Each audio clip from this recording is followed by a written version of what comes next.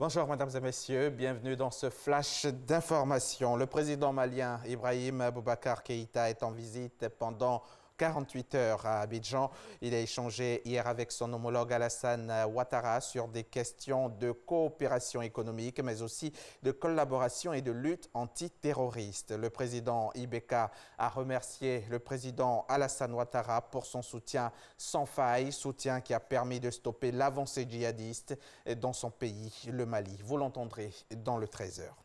Le président malien a donc atterri à l'aéroport Félix Houphouët-Boigny de Port-Bouët dans l'après-midi d'hier jeudi.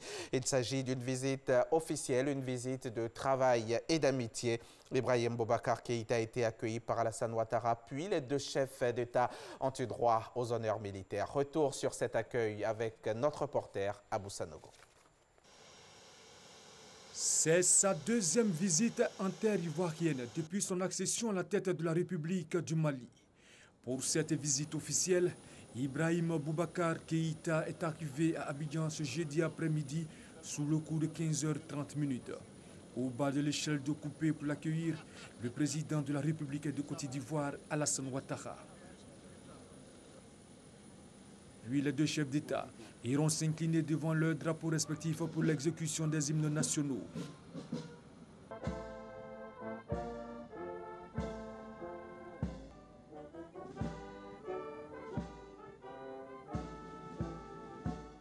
Et recevoir par la suite les honneurs militaires dus à leur rang.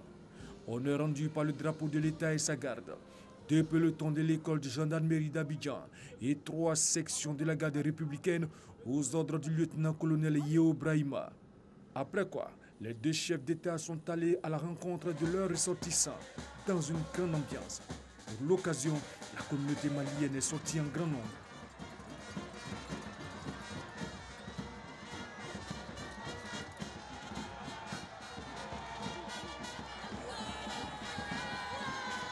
C'est le président Choko, il nous manquait énormément, il nous manquait. Nous sommes vraiment ravis et très heureux aussi également de voir le raffermissement des relations entre la Côte d'Ivoire et le Mali.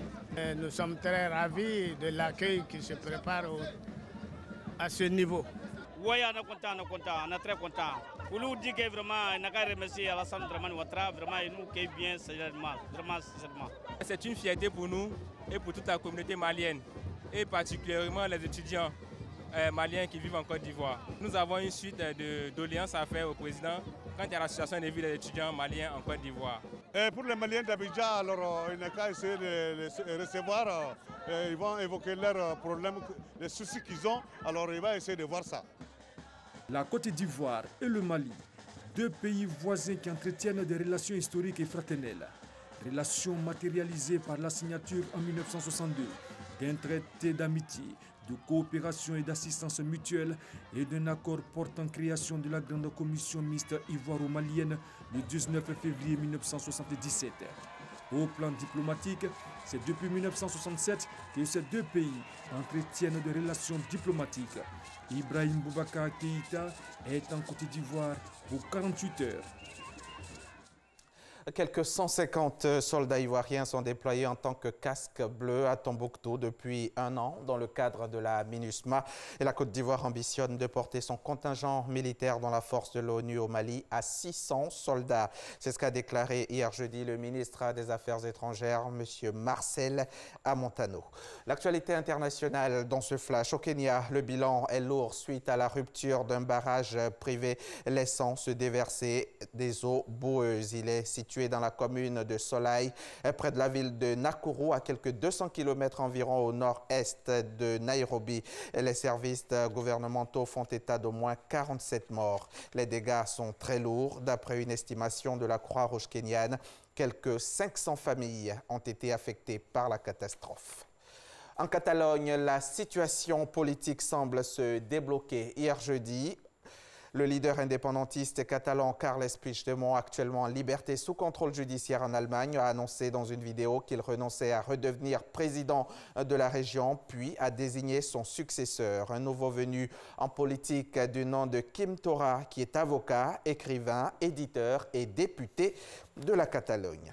Il y a quelques mois, personne n'aurait parié sur un tel rendez-vous. C'est le 12 juin à Singapour qu'aura lieu le sommet entre Kim Jong-un et Donald Trump. Le président américain l'a annoncé quelques heures après avoir accueilli les 3 détenus libérés par la Corée du Nord à l'aéroport à Washington ce jeudi 10 mai.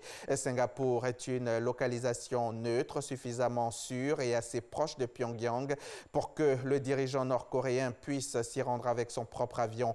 Singapour a de plus des relations diplomatiques avec la Corée du Nord qui dispose d'une ambassade sur place et la marine américaine dispose de navires dans la base navale de Changi à l'extrême sud.